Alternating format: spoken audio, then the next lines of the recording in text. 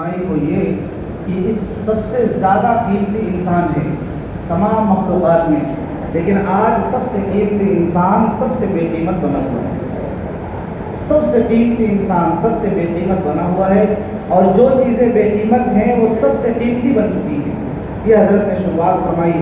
اس کے بعد اس کی وجہ حضرت نے فرمائی کہ قیمتی انسان بے قیمت کیوں بن گیا؟ فرمایا اس لیے کہ ہمارا عملہ میدان محنت میں نہیں ہے۔ میدان محنت میں نہ ہونے کی وجہ سے انسان کی قیمت ختم ہو گئی، اور چیزوں پر محنت کرنے کی وجہ سے آج انسان کو چیزوں کی وجہ سے ضائع کر رہا ہے۔ آج انسان چیزوں کی وجہ سے انسان کو ضائع کر رہا ہے، میدان محنت میں نہ ہونے کی وجہ سے۔ اس کے بعد حضرت نے فرمایا کہ ملک و مال کے لیے جان دینا یہ تو کہیں ثابت ہی نہیں ہے۔ صحابہ کرام حضور پاک صلی اللہ علیہ وسلم کی پوری زندگی میں کہ کسی صحابی نے یا اللہ کے نبی صلی اللہ علیہ وسلم نے ملک یا مال کے حصول کے لیے جان یا شہادت کرائی ہو، جان ضائع ہوئی ہو، ایسا کہیں ثابت نہیں ہے۔ اللہ کی ذات سے انسانوں کا ربط ہو جائے، تعلق ہو جائے، اس کے لیے ملک کو، اس کے لیے صحابہ کرام کی شہادتیں بھی ہوئی ہیں، اور اسی کے لیے جان اللہ کے راستے میں گئی بھی ہے۔ انسانوں کا ربط اللہ سے ہو جائے۔ ہاں، انسانوں کا ربط اللہ سے ہونے میں اگر کوئی رکاوٹ آتی ہے تو اس رکاوٹ کو دور کرنے کے لیے حضرت نے فرمایا اللہ نے جہاد رکھا۔ یہ جو جہاد ہے نا، جان کو اللہ کے حضور پیش کرنے کا، یہ انسانوں کا ربط اللہ سے مضبوط کرنے کے لیے اگر رکاوٹ آ جائے تو اس رکاوٹ کو ختم کرنے کے لیے اللہ نے جہاد رکھا۔ ملک کے لیے، مال کے حصول کے لیے آپس میں کبھی لڑنا نہیں ہے۔ اس کے بعد آگے حضرت نے عجیب و غریب بات فرمایا کہ ایک مسلمان کی جان جانے سے، حضرت عمر رضی اللہ عنہ کا قول حضرت نے نقل فرمایا، حضرت عمر رضی اللہ عنہ نے فرمایا کہ پورا جزیرہ ایک فتح ہو جائے، ایک مسلمان کی جان ضائع ہونے سے یہ مجھے پسند نہیں ہے۔ ایک مسلمان کی جان جائے اور اس کے بدلے میں پورا جزیرۃ العرب فتح ہو جائے، یہ مجھے پسند نہیں ہے۔ اس کے بعد حضرت نے اسی میں ایک واقعہ نقل فرمایا تھا، حیات الصحابہ میں موجود ہے کہ حضرت عمر رضی اللہ عنہ نے پوچھا کہ جب تم کسی شہر کا محاصرہ کرتے ہو تو کیا کرتے ہو؟ تو انہوں نے نقل فرمایا کہ حضرت جب ہم محاصرہ کرتے ہیں تو ایک ساتھی کو ہم تیار کر کے ڈھال دے کر کے اس کو اندر بھیجتے ہیں احوال لینے کے لیے۔ تو حضرت نے فرمایا یہ شخص اکیلے جاتے ہیں؟ تو اکیلے جاتے ہیں۔ تو کیا ہوتا ہے کہ وہاں دشمن کی طرف سے اگر کوئی وار ہو تو ان کی جان چلی جائے۔ حضرت عمر رضی اللہ عنہ نے اس وقت فرمایا کہ اگر سامنے کے قلعے میں 400 جنگجو بہادر ہوں، یہ مجھے حاصل ہوتا ہو ایک مسلمان کے جان ضائع کرنے سے، یہ مجھے پسند نہیں ہے۔ ایسا قلعہ جس میں 4000 جنگجو ہوں اور وہ قلعہ فتح ہو جاتا ہو صرف ایک مسلمان کی جان چلے جانے کی وجہ سے، پھر بھی یہ مجھے منظور نہیں ہے کہ ایک مسلمان کی جان ضائع ہو۔ اس کے بعد حضرت نے آگے فرمایا کہ ایک مسلمان کو مذاق میں ستانا بھی جرم عظیم ہے، اس لیے کہ سب سے زیادہ قیمتی انسان ہے، تو ایک مسلمان کو ستانا بھی جرم عظیم ہے، مذاق میں بھی ستانا جرم عظیم ہے۔ اس کے بعد حضرت نے اس پر یہ بات ارشاد فرمائی کہ مذاق میں ستانا جرم عظیم ہے، تو پھر عداوت اور دشمنی میں ستانا کتنا بڑا جرم ہوگا۔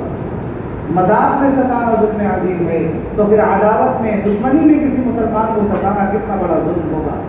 اس کے بعد حضرت نے ایک واقعہ نقل فرمایا کہ ایک جماعت ایک مرتبہ ایک جگہ قیام کی ہوئی تھی، ایک ساتھی اٹھ کر چلے گئے کسی کام سے، تو ایک دوسرے ساتھی نے ان کا جوتا چھپا دیا۔ جب وہ آئے اپنا جوتا نہیں پایا تو وہ ڈھونڈنے لگے۔ ایک تھوڑی سی دیر کی تکلیف نبی علیہ السلام نے دیکھ کر ان ساتھی سے جنہوں نے جوتا چھپایا تھا، آپ نے ارشاد فرمایا تم اللہ کے یہاں کیا جواب دو گے؟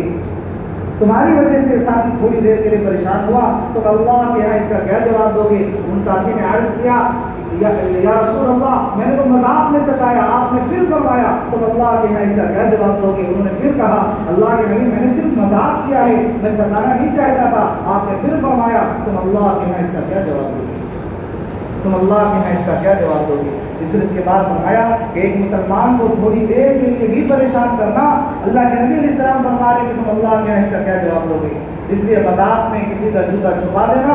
دوسرے موقع پر نبی صلی اللہ علیہ وسلم نے فرمایا تھا کہ مسلمان کو ڈرانا، مسلمان کو تھوڑی دیر کے لیے تکلیف دینا کہ وہ تکلیف میں ہو، چاہے تھوڑی دیر کے لیے ہو، آپ صلی اللہ علیہ وسلم نے فرمایا کہ یہ تو ظلم عظیم ہے۔ اس لیے انسان قیمتی ہے، اس کا احساس اور اس کی قیمت انسان کے دلوں میں جب آئے گی، جب ہمارا عملہ میدان محنت میں ہوگا تو انسان کی قیمت ہمارے دلوں میں آئے گی۔ یہ پہلے دن سنیچر کے دن جو ہے تو صحابہ کی تعلیم ہوئی، اس میں حضرت نے یہ باتیں ارشاد فرمائی۔ اس کے بعد اگلا دن 5 نومبر بروز اتوار، عشاء کے بعد حیات الصحابہ کی جو تعلیم ہوئی اس میں حضرت نے عنوان قائم فرمایا، اسی کے آگے کا عنوان، اسی کے آگے کی بات کہ مسلمان کو حقیر سمجھنا اور مسلمان کو ہلکا سمجھنا، مسلمان کو ہلکا اور مسلمان کو حقیر سمجھنا۔ فرمایا کہ تبلیغ کا ایک بہت بڑا اصول یہ ہے کہ ایسے افراد کے ساتھ خروج ہو، ایسے افراد کے ساتھ جماعتوں میں اللہ کے راہ میں نکلا جائے جو نہ تمہارے قبیلے کا ہو، نہ تمہاری قوم کا ہو، نہ تمہاری حیثیت کا ہو اور نہ تمہارے علاقے کا ہو۔ تبلیغ کا بہت بڑا اصول ہے، حضرت نے فرمایا بہت بڑا اصول ہے کہ ایسے افراد کے ساتھ نکلا جائے جو نہ تمہارے علاقے کا ہو، نہ تمہاری حیثیت کا ہو، نہ تمہاری قوم کا ہو اور نہ تمہاری قبیلے کا ہو، ایسے لوگوں کے ساتھ نکلا جائے۔ اس کے بعد حضرت نے آگے فرمایا کہ اخلاق کی بلندی، اخلاق کا عروج، اخلاق کی تربیت، انسانوں کی تربیت اجنبی لوگوں کا اکرام کرنے میں ہے۔ بڑی اہم بات ہے، بہت دھیان سے اسے سنیں کہ اجنبی لوگوں کے اکرام کرنے میں انسان کے اخلاق بلند ہوتے ہیں۔ فرمایا کہ علماء اکرام کا اکرام کرنا، شیوخ کا اکرام کرنا، ماں باپ کا اکرام کرنا، اعزہ رشتہ داروں کا اکرام کر لینا اور ان کا ادب و احترام، فرمایا اس سے اخلاق کی بلندی حاصل نہیں ہوتی۔ اچھا، اس کی وجہ بھی حضرت نے ارشاد فرمائی ان لوگوں کے اکرام کرنے سے اخلاق کی بلندی اس وجہ سے حاصل نہیں ہوتی کہ ان کا مقام، ان کا مرتبہ، ان سے رشتہ داری، ان سے تعلق یہ ہمیں آمادہ کرتی ہے کہ ان کا ادب اور ان کا احترام کیا جائے۔ اس لیے ان کا رتبہ ہے، ان کا مقام ہے، ان کا مرتبہ ہے، یہ ہمیں آمادہ کرتی ہے کہ ہم ان کا اکرام کریں۔ اس لیے فرمایا کہ ان کا ادب و اکرام کرنے کا تقاضا ہمیں یہ سارے تعلقات کرتے ہیں۔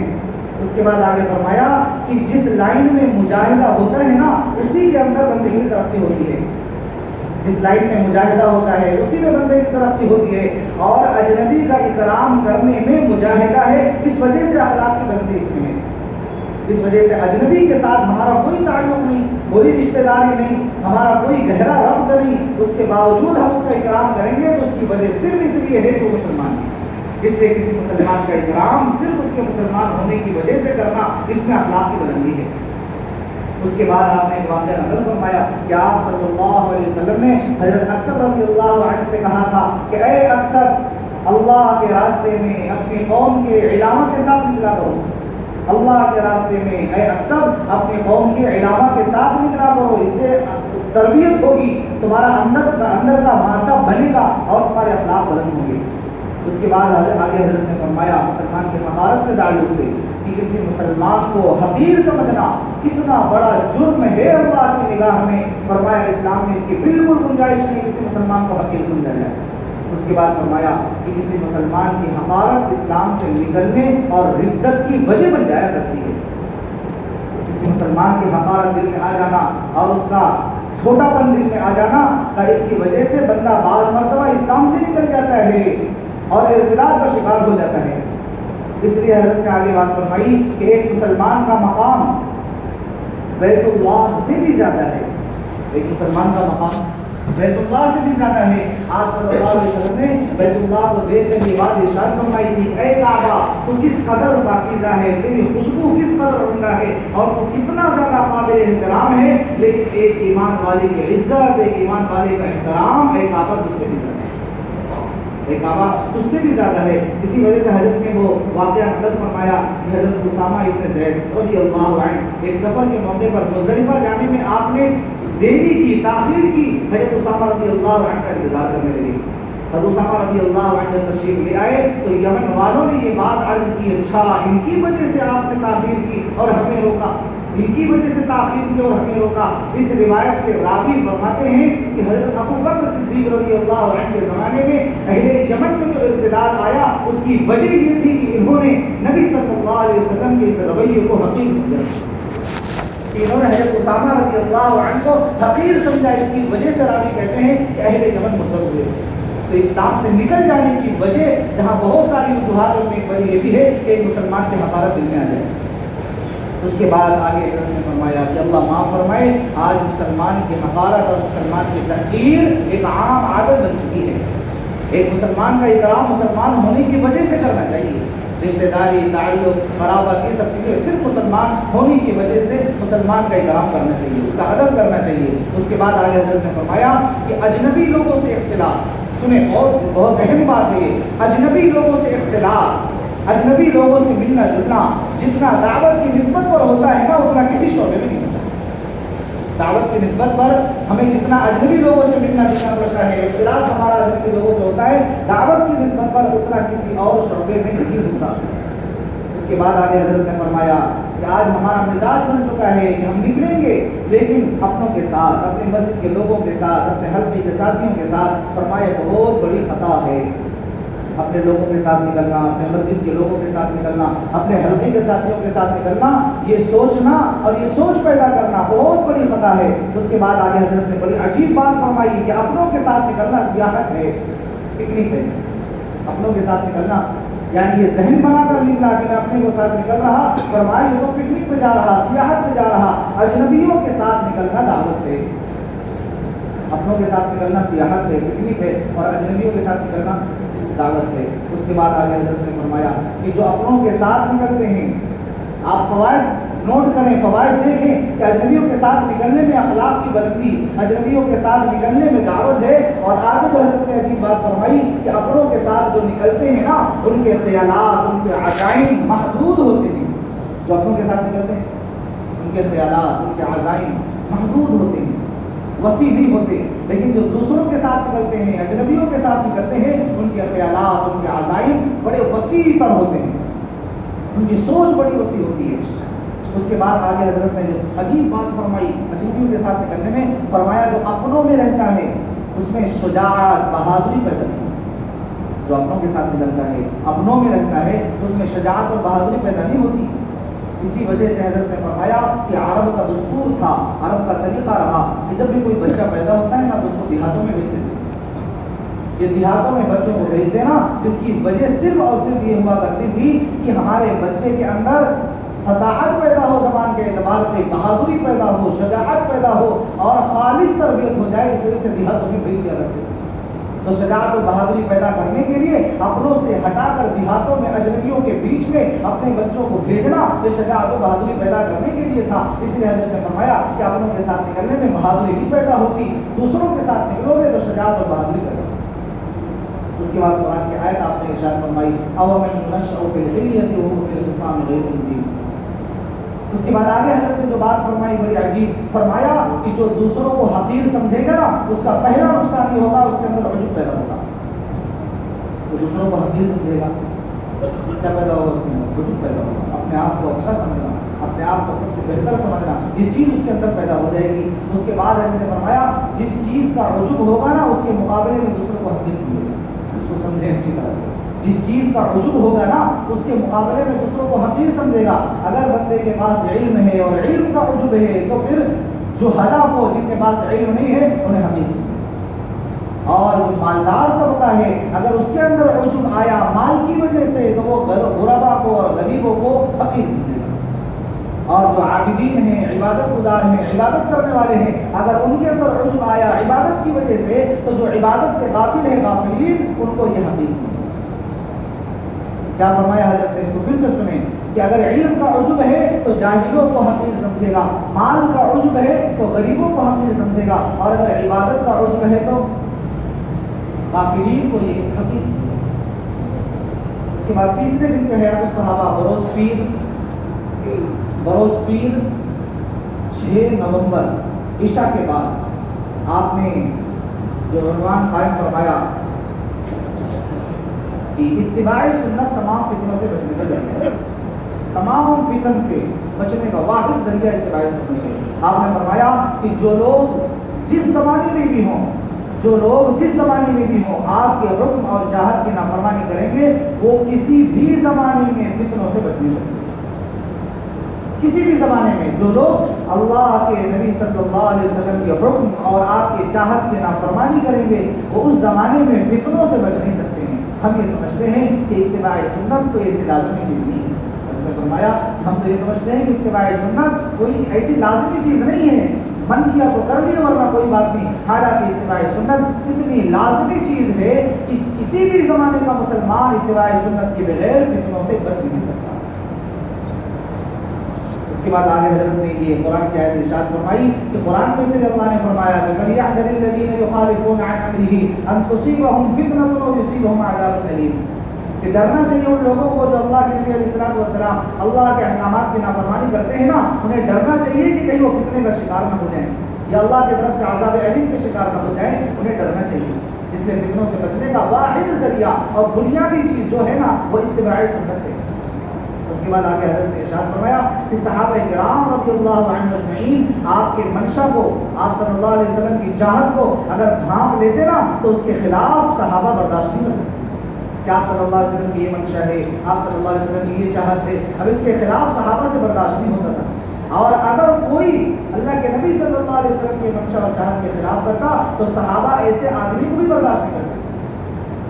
ایسے آدمی کو بھی صحابہ برداشت نہیں کیا کرتے, کیونکہ صحابہ سمجھتے تھے کہ آپ صلی اللہ علیہ وسلم کی محنت, آپ کا کام ایک امانت ہے.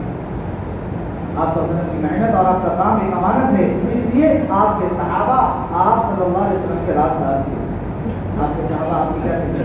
رازدار تھے. رازوں کو چھپانے والے, رازوں کا افشا کرنے والے نہیں تھے, رازوں کو چھپانے والے تھے. اور آپ صلی اللہ علیہ وسلم کے صحابہ آپ کے مشیر تھے, مشیر بھی تھے, رازدار بھی تھے. اس کے بعد آگے حضرت نے بڑی عجیب بات فرمائی, نوٹ کریں, نقل کر لکھنے سے, کہ مشیر اگر رازدار نہیں ہے تو وہ مشیر بننے کے قابل نہیں ہے. مشیر اگر رازدار نہیں ہے, مشورے میں بیٹھنے والا عملہ, مشورے میں بیٹھنے والے افراد, مشورے میں بیٹھنے والے احباب اگر یہ مشورے کی چیزوں کو جو امانتیں ہوتی ہیں اس کی حفاظت اگر نہیں کر رہے تو وہ پھر مشیر اور بننے کے قابل نہیں ہے. مشیر اگر رازدار نہیں ہے تو مشیر بننے کے قابل نہیں ہے. اس لیے حضرت نے فرمایا کہ ہمارے مشورے والوں کو چاہیے کہ جو چیز امانت ہو اسے امانت رکھیں, جو چیز امانت کی ہو اسے امانت رکھیں. لیکن مشکل یہ ہے, اب آگے حضرت نے آگے جو بات ارشاد فرمائی کہ رازوں کا افشا کیوں ہوتا ہے. فرمایا مشکل یہ ہے کہ جب کام سے زیادہ تعلقات اور کام سے زیادہ محبت لوگوں کو آپس میں ہو جاتی ہے, کام سے زیادہ تعلق اور محبت انسان کو جب لوگوں کو آپس میں ہو جاتی ہے تو پھر وہ ایسی چیزوں کو امانت سمجھ کر نہیں رکھتے بلکہ اسے نقل کرتے ہیں. ایک طرف تو کام ہے اور دوسری طرف رشتے داری ہے, ایک طرف کام ہے دوسری طرف تعلقات ہیں. تو پھر جب تعلقات بڑھ جائیں گے کام کے مقابلے میں, رشتے داریوں کا ربط بڑھ جائے گا کام کے مقابلے میں, تو پھر مشورے کی چیزیں امانت نہیں ہوگی, اسے لوگ نقل کر دیں گے. اس کے بعد حضرت نے آگے ارشاد فرمایا, حضرت حذیفہ رضی اللہ تعالیٰ عنہ کا واقعہ. حضرت حذیفہ رضی اللہ عنہ آپ کے رازدار ہیں. سب سے زیادہ منافقین کا جو علم تھا نا وہ حذیفہ رضی اللہ عنہ تھا.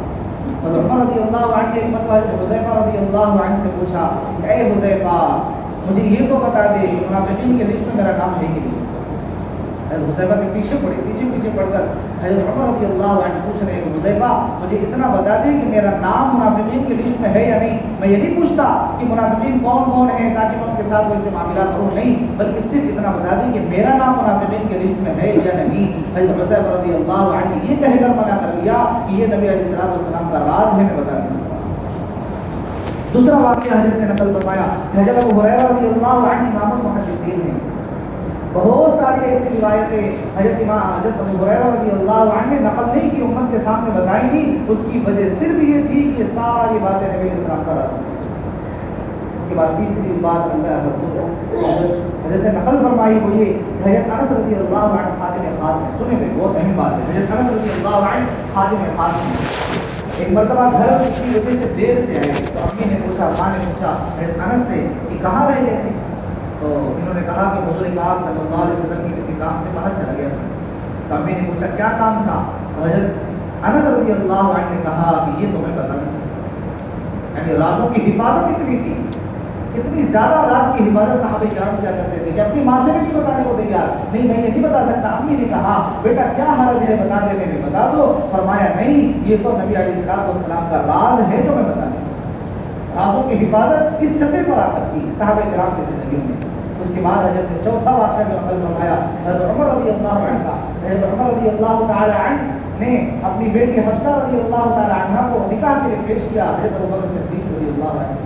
کیا آپ نکاح فرما لیں حضرت ابوبکر رضی اللہ عنہ خاموش ہیں. حضرت علی کو پیش کیا، وہ بھی خاموش رہے. حضرت عمر رضی اللہ عنہ کو بڑا غصہ آیا کہ نہیں کرنا تھا، منع کر دیتے، انکار کرتے تھے، خاموشی کا کیا مطلب ہے. حضرت عمر رضی اللہ عنہ کو بڑا غصہ آیا، لیکن حضرت ابو بکر رضی اللہ عنہ کا خاموش رہ جانا صرف اس لیے تھا کہ مرتبہ نبی علیہ السلام نے مجلس میں حضرت حفصہ کا تذکرہ کیا نکاح کے تعلق سے. اور اگر ہوتا تو یہ بھی کر سکتے تھے نا. حضرت ابو بکر صدیق رضی اللہ عنہ حضرت عمر سے کہہ دیتے کہ عمر میں اس لیے نہیں کر رہا کہ نبی تذکرہ کر چکے ہیں، لیکن نہیں، یہ ایک راز تھا جو نبی علیہ السلام نے کسی مجلس میں ذکر کر دیا تھا. اس راز کی حفاظت حضرت ابو بکر نے اس سطح پر آ کر کی ہے کہ حضرت عمر کو بتایا نہیں. حضرت فرمانے لگے کہ صحابہ کرام گھریلو معاملات اور اس طرح کے نجی معاملات کی حفاظت کس طرح صحابہ کرام کیا کرتے تھے. اس کے بعد حضرت نے آگے جو بات ارشاد فرمائی وہ یہ کہ ہمارے آپسی تعلقات اگر کام سے بڑھ جائیں گے تو جو چیزیں عملے کے پاس راز بنا کر رکھنے کی ہوں گی وہ چیزیں راز نہیں ہوں گی، اس کا افشا ہو جائے گا. یہ سب سے بڑی خیانت ہے کام کے ساتھ کہ مشورے میں ایک چیز راز ہے، اسے آپ کے دوستوں کے ساتھ نقل کر دیا، دوسروں کو بتا دیا، تو یہ کام کے ساتھ خیانت ہے.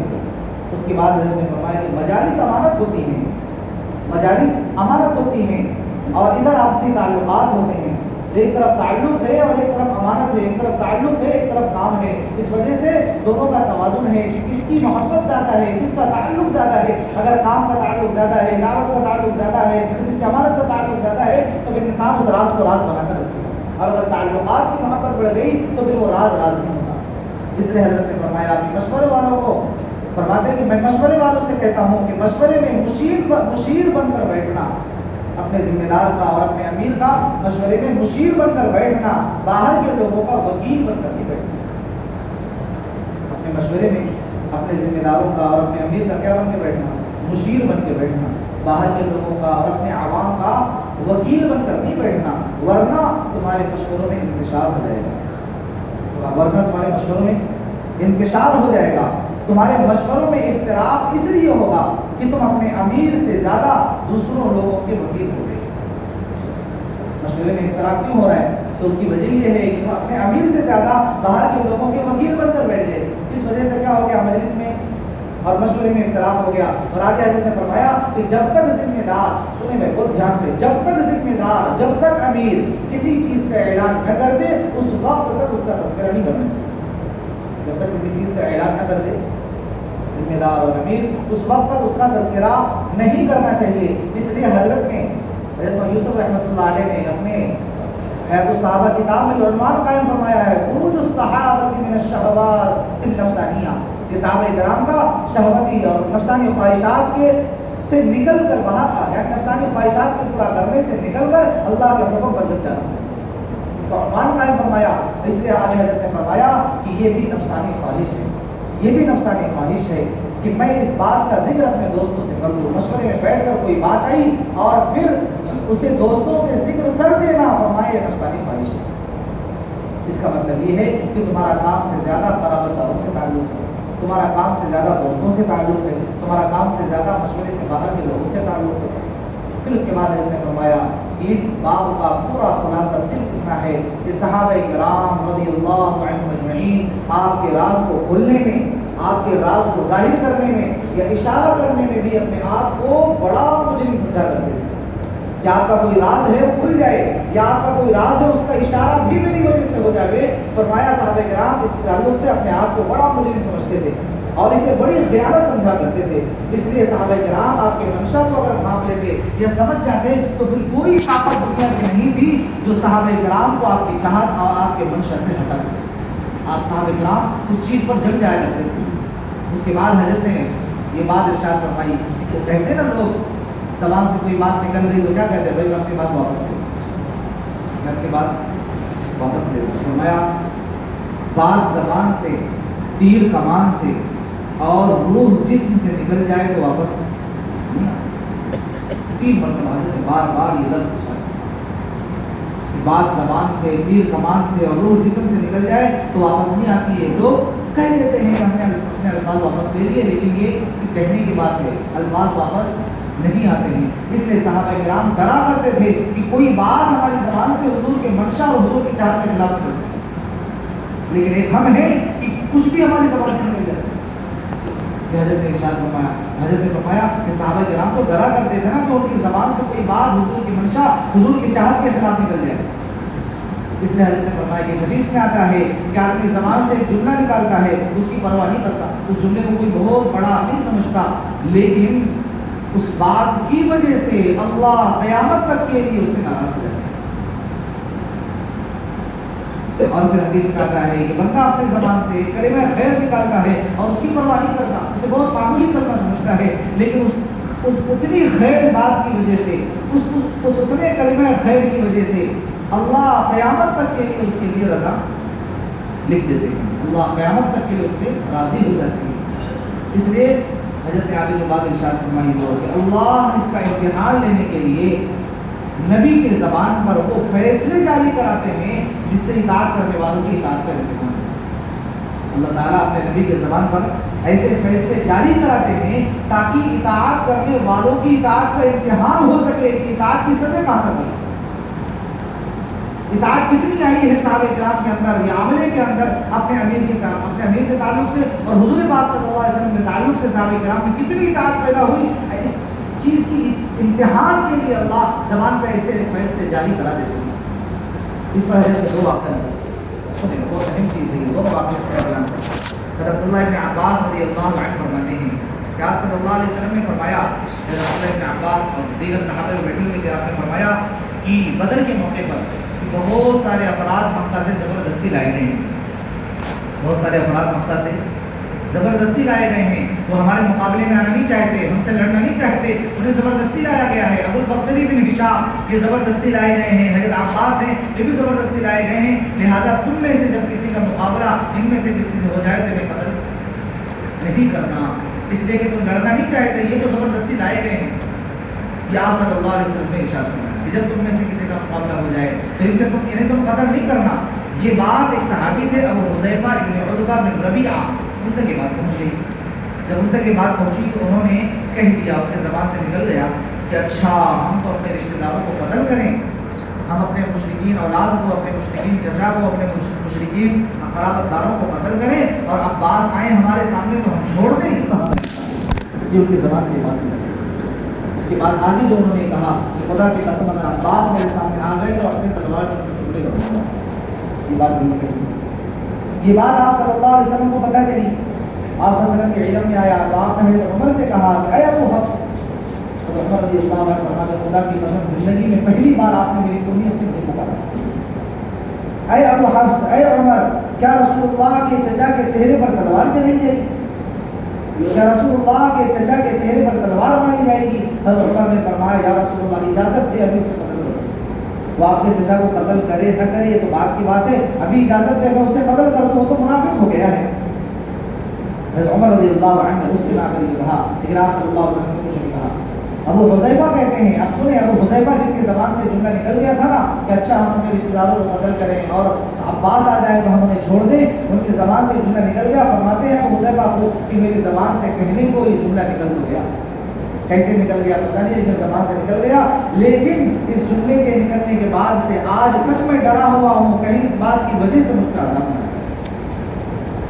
آج تک ڈرا ہوا ہوں کہیں اس بات کی وجہ سے مجھ پر عذاب نہ آ جائے. اور میں اللہ سے دعا کیا کرتا تھا کہ اے اللہ تو مجھ سے دین کا کوئی ایسا کام لے لے جس کی وجہ سے میرا یہ گناہ ختم ہو جائے. تو مجھ سے دین کا کوئی کام لے لے جس سے میرا یہ گناہ ختم ہو جائے، جس سے میرا گناہ معاف ہو جائے. چنانچہ جنگ یمامہ میں حضرت حذیفہ رضی اللہ عنہ کی شہادت ہوئی اور شہید ہو گئے. اللہ نے ان سے یہ کام لے لیا جس کی وجہ سے گناہ کا کفارہ. دوسرا واقعہ جو حضرت نے ارشاد فرمایا کہ صحابہ کرام حضور علیہ الصلوۃ والسلام کے منشا اور چاہت کے خلاف چلنے سے کتنا زیادہ بچا کرتے تھے. آپ نے جو دوسرا واقعہ نقل فرمایا بنو قریظہ کے یہودی جب انہوں نے اپنے عہد کو توڑا تو نبی صلی اللہ علیہ وسلم نے صحابہ کرام کے ساتھ 25 دن تک اس قلعے کا محاصرہ کیا. 25 دن تک قلعے کا محاصرہ جاری رکھا. اور جب محاصرہ جاری رکھا اندر بنو قریظہ کے یہود تھے جب وہ پریشان ہو گئے، حد درجہ پریشان ہو گئے، تو پھر وہ بات چیت کرنے کے لیے تیار ہوئے. تو ان کے جو سردار تھے کعب بن اسد، انہوں نے بنو قریظہ کے سامنے 3 باتیں رکھی. یا تو تم ایمان لے آؤ، یا تو تم ایمان لے آؤ، یا تم اپنی عورتوں کو بچوں کو قتل کرو اور پھر میدان جنگ میں آ کے صحابہ کے سامنے رہو، صحابہ سے بیعت کرو۔